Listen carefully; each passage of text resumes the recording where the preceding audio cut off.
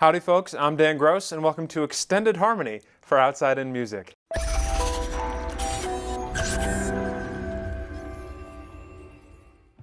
Outside In Music is a media company and record label that connects jazz artists with their passionate fan bases. Please visit us at our website, outsideinmusic.com, where you can see our artists and their recent releases, our podcasts, video interviews, and links to get in touch with us.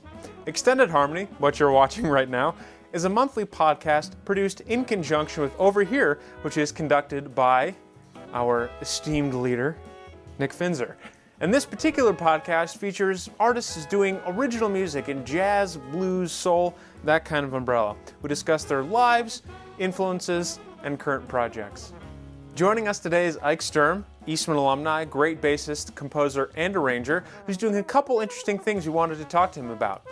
With Ike, we discussed the influence his father, Fred Sturm, had on him, his time as director of jazz ministry at St. Peter's Church, which is still going on, and the band he formed with guitarist Jesse Lewis, Endless Field. Ike, thank you for joining me today. Yeah, glad to see and hear you. That's true. We got all the technical stuff figured out. So let's start from the beginning. Can you give us a little bit of background, a little bit on your musical background when you first started in music and when you picked up the bass? Sure. Well, I started when I was about 9 years old. So without doing, complicated math, I've been playing for about 30 years. So I started playing Suzuki bass, actually on a cello standing up. School didn't have a bass. Wow. And I started tuba a little bit after that and kind of followed those instruments through school and ended up playing. Actually, Jeff Campbell was kind enough, Charlene Campbell, his wife, actually was the one who ended up giving me her Fender Bullet bass to play pretty young. And so I started my electric bass work with that instrument and kind of let the tuba go after high school, and then really have been still a student of the bass since then. So, as a low brass player myself, admittedly I play bass as well. I'm a little disappointed that you gave up the tuba, but I understand. So, well, it did emerge on a gig last year as a surprise. We had a little Orleans style funeral procession that was happening at with a friend of mine, and they kind of jokingly said, "Oh man, I wish you could play tuba." And I haven't played it in so long, and I pulled it out. Definitely had a few shocked looks, but not out of I think some were impressed that I could play it, but it was just kind of a fun moment. Right. But it's a little scary for me. My chops are far, far away at this point. So. Yeah, I understand. So we'll come back around to some of your earlier stuff later, but you are a graduate of the Eastman School of Music. So can you tell us about your majors there, the degrees you have there, and a little bit about your time at Eastman? Yeah, well, my undergrad degree started in 1996, and I was there for 4.5 years. I did a 4.5 year program with music ed, instrumental, and EM performance, jazz bass. And so I had a great experience there for undergrads, so much so that I stuck around and did my master's there. And, met my wife, Misty, right in the beginning of our sophomore year, midway through sophomore year. And we got married after undergrad or grad school. So a long time, coming up on 17 years this winter. So hey, congrats. Yeah, thank you. But I had an amazing experience at Eastman, a lot of credits, and was fortunate to be in a lot of classical, kind of the classical side of things with instrument studies and ensembles, but also, all the jazz courses. And so it was a lot to wade through, but actually prepared me really well for the, many things that I have to wade through now too. So life just keeps moving on. But I absolutely loved Eastman. It was a great place. We'll come back to a couple of the different things you juggle, because you have a couple titles that I think are exclusive to you. So we'll come around to those. So as I mentioned in the little intro I did, your name probably rings a bell to a lot of people listening, even though they might not be familiar with your playing. You've written some big band jazz charts yourself, and then your father, Fred Sturm, wrote a lot of great charts, both for a couple of the universities he was at. And you and I have had the pleasure of doing a couple interviews. We've known each other for a little bit. And I just love hearing you talk about the influence your dad had both on you musically, whether it was just playing your instrument, whether it was writing. And I wanted to sort of take a moment with you and talk to you about what kind of influence your dad was on you musically, kind of when you were younger and when you were at Eastman too, right? Yeah. It's huge, and I continue to realize more and more. As I realized the other day that I'm 39 now, and this is basically the same age that my dad was when he took his job at Eastman in '91 when we moved from Wisconsin to Rochester. And that's like a very surreal moment as an adult. I think when you realize, I looked up to my dad so much, and it seemed like this completely other time. And when you realize you're sort of at that similar time of life, it's a very weird realization, but it really made me appreciate what a big decision that was for him. And I grew up listening to him play euphonium on our little porch, and I apparently, according to my parents, I always loved hearing that warm sound. And I think now actually the sounds I strive for if I'm playing or orchestrating or writing or listening to, asking other people to participate in groups with me, I think that model is always at the heart of what I'm thinking about.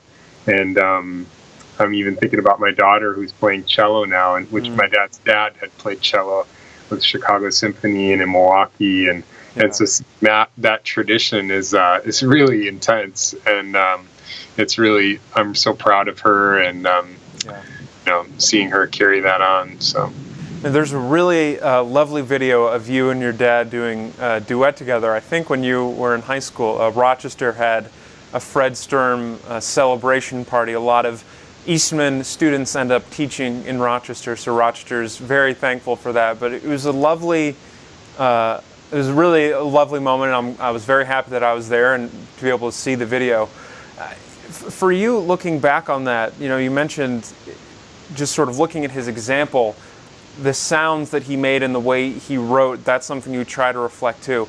But as a young musician, as a young musician then, what was it like kind of playing with your dad and looking back on it now? How important is it for any young musician to actually get playtime with their parents? I think it's really special. We actually had very few times where we did that. I could probably count it on one hand.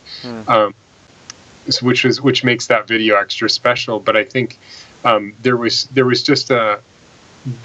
presence in other ways. I mean, my dad actually, as I got older and as I kind of came into time making music, he wasn't playing as much. He was arranging so much that he sort of retreated a little bit from that idea of just, I think, very comfortably just said his identity was really found in the way that he was approaching his writing, and that was really his instrument. He's such an incredible orchestrator and arranger, and he felt really comfortable with that. I think the idea of just keeping up all the playing is just it's a completely different thing. And so there weren't that many times, but the amazing thing was as a brass player, he could pick up the horn after like months of not playing and just play, have a sound. And that blows my mind, having tried to come back to playing tuba and things. It's I don't know how he did that, but yeah, it was a really special time when we would get to play. But even if he wasn't playing along with me, he'd come in if I was playing a classical piece or anything, and he'd say, hey, why don't you, here, check out this vibrato, or listen to this piece, or why don't you think about this, or watch your intonation on that. Or I always think about it. It was a little intense because my mom is a great musician, also a percussionist, and so whenever you're in the house, it was like, it's like walking on landmines. You hit a wrong note, and it's like somebody's in the bathroom, and they go, "Yeah, watch the A flat on that," and it's hard to, in a way, it's hard to have that feeling as a kid, like you don't want to make mistakes, or people are aware of what you're doing. But the other side of that, they were, as a kid you feel that, but my parents were super encouraging, and were never, I'm sure very, very conscious about not trying to do that, in the house. But, I could really appreciate that they would try to help me with a lot of different things. And Dad would certainly, share a lot of recordings. I remember him giving me like a Jaco Pastorius record when I was really young, kind of like shockingly young to be hearing some of the crazy stuff that's on this album he gave me. And I remember him saying like, yeah, I know you like this now, but in a few years you'll probably like this. And it was sort of, and then sure enough, it would be a few years later, I was like, oh yeah, I'm crazy about this. And, so I have memories of even like trying to work out a chord, and Dad just walking down the stairs and going, yeah, that's a sharp 9 chord. And I was like, as a kid, it's like magic. We shared a lot of great musical stories with your dad, but I think looking at your career now, we mentioned earlier the two things that, at least one thing, that the title that you have that no one else has is Director of Jazz Ministry at St. Peter's. And first of all, I don't think anyone else on the planet has that title. I could be wrong. But where, I think, at least for me anyway, this relationship between modern faith and jazz doesn't really have doesn't have a ton of correlation. So can you talk to us a little bit about that position, what you do, and how for you faith and jazz are intertwined? Yeah. Interestingly, the more I do it, it actually does seem like a very natural connection with doing here. And interestingly, there are a lot of things that are involved here at St. Peter's, where I'm in New York, where I think for years now, the reason we're still here is that there has been this natural correlation. And I think when you open up the music, or when you open up the church to welcome musicians in an authentic way, or as they are, the music actually teaches us a lot about our faith. For me personally, the idea that we can truly listen to each other, that we can be improvising and be present with one another in the moment, they're all things that I think, at least for me in my spiritual life, I'm striving for. And so a lot of the goals that I have as a musician really play out in a kind of a spiritual realm also for me. The idea of spiritual practice of listening, whether it be meditating or praying or whatever someone's background is. For me personally, I'm trying to get more in tune with what God is trying to say, or what God's trying to do in my life. And the more I can be sort of a vessel for to allow music to kind of emerge from me, whether I'm writing or playing, I think jazz musicians really do that in an incredible way. Maybe more than I don't want to qualify with some musicians more than others, but I just noticed that for jazz musicians, that's sort of all we try to do is be present in the moment and allow the music to kind of soar through us, coming through the band, and listen to each other and really like work as a unit, as a community. And those are, when I look at the Christian tradition and teachings, that's what I see a lot of that, the idea of community and looking out for others, and being loving towards others. All these things play out in a musical workshop, and the music that we create and the things that we do in school. And I've actually taken a lot of ideas. I'm wearing my Tritone Jazz Camp shirt right now from the summer camp where I actually have taken some ideas from jazz camp back to church and said, when I was at camp and you have all these people from different faith backgrounds and different, all walks of life that are at this camp. And I thought, wow, they come together not knowing each other, and they leave and it's like this big family. And the idea that I was like, wow, I wish the church where I go would be more like that, and we had more examples of that. And so I've brought some of those examples, or attempted to get people together. And so we have groups of people at our church now that are, some people from jazz camp that don't go to church, and some people that are here that want to be involved.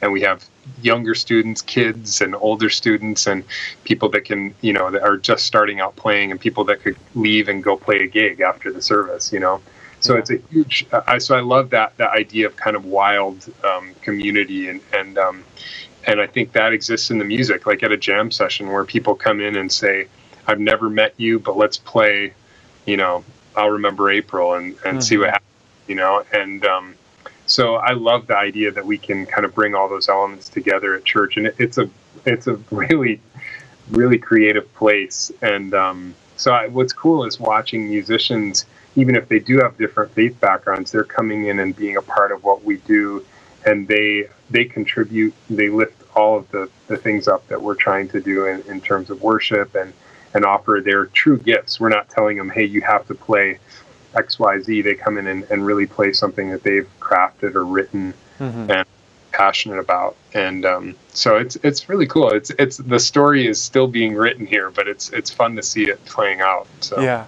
Now, you meant, so just kind of so we can get a sense of what, I know for any musician and for anyone who dabbles in a lot of creative stuff, there is no true day-to-day because you're really doing something different day-to-day. But what are some more regular things that you do as the director of jazz ministry at St. Peter's? Do you hold regular jazz concerts? You mentioned you have a camp. What are some of the kind of regular mainstay things that you do there? Yeah, the focus, we do a lot throughout the year. There are regular concerts each week that happen. But the main focus of what I do is what's called the Sunday night, the Vespers service. And it's basically, Vespers is an old ritual, right, from many, many centuries ago. But the idea, about 50 years ago, it kind of was brought into a jazz context here at St. Peter's. And since then, you hear about things called jazz vespers, and which really comes from, it's like evening prayer basically.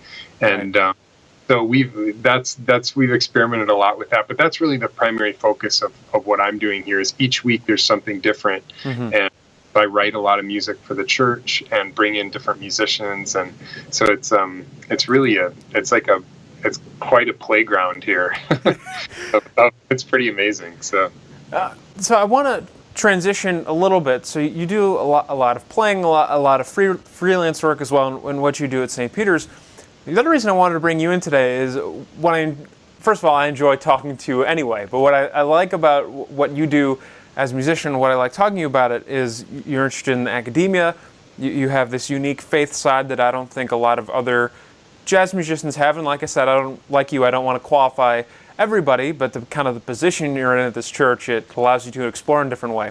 And the other thing is this duo project you have called Endless Field. And you take this particular project and you weave in another love of yours, nature. So I wanted to pick your brain on how Endless Field got started, how your love of nature works in there, and more about the band. Yeah, well, so a couple years ago, maybe this is 2 or 3 years ago, I've got to get my math straight here, but my good friend Jesse Lewis, who is one of my best friends, we've been playing together for about 10 years and a ton of projects. Mostly we're in a lot of other bands together where we just, you sort of, in New York and other places, you find people that you love playing with, and you sort of assemble these teams where rhythm sections that end up working together a lot and just find common ground. And Jesse and I found that we've had a ton of similar influences when we were growing up, and that's fueled a lot of our ideas and kind of the sound that we both strive to get as a duo. But we live up to in a town called Croton-on-Hudson, which is about an hour north of New York, and we've been up there for a while. And so we love going outside and hiking or running or doing these adventures. And one time when we were out together talking about playing, and we had a ton of different things going on, but they were all of these. I had my evergreen project and some of the other things I was doing. So Jesse was just being called for a million different things, and we started talking about the idea of focusing something, and really we actually joked for about 10 years because we had such a chemistry when we started playing. We said, man, we have to start a duo. And it was always just sort of this thing that we would kind of joke about, but was on our radar. And so finally we were like, let's really sit down. What is this? What are we going to do with this? And so we got together and started meeting every week. And actually we went up to the Catskills for a couple of days and just had everything. We just had our instruments and just played all day, like maybe 12 hours or something, and went out and hiked around a little bit and just allowed some space to really see what we were hearing and try to write music together. And it was a really it was a total blast. And I think so often we end up doing all of these smaller things where you end up doing 100 small projects, and the idea that we were able to meet over the course of a year and both compose and both really write specifically for this project, it was a really different experience than either of us have ever had. And I think in a way, from some of the feedback we've got from a lot of our friends in New York, there's not a lot of this stuff going on because everybody's scrambling and doing a lot of other projects. It sort of took a while to kind of get to this place where we could carve out some time to do it. But as a result, everything's, memorized, and everything is, we're prepared and kind of have dug in. Sometimes we'd work on one or two measures for an hour or something, some crazy thing that you would never do for another gig. Right. And we were able to really develop the music in a more intricate kind of way over the course of the year, and make a plan to record. And so we've done a lot of videos and things outside, and have a lot of connection to our inspiration, which really was wilderness and being outside. So, all right, Ike, thank you so much for your time today. We are going to end our little segment by playing a track from Endless Field. Is there anything you'd like us to play for you? Well, I'm some of my favorite tracks are the very first one is called Unending Season, and that's something I had written for a friend. And also the other track that's really fun to play is the one called Supermoon, which is features Donnie McCaslin on phone, and he's incredible. So that one I'm really proud of too. So, all right. But whatever you like, you're welcome to. So, all right. Thanks for your time, Mike. Really appreciate it, man. Thanks a lot. Great to see you, Dan.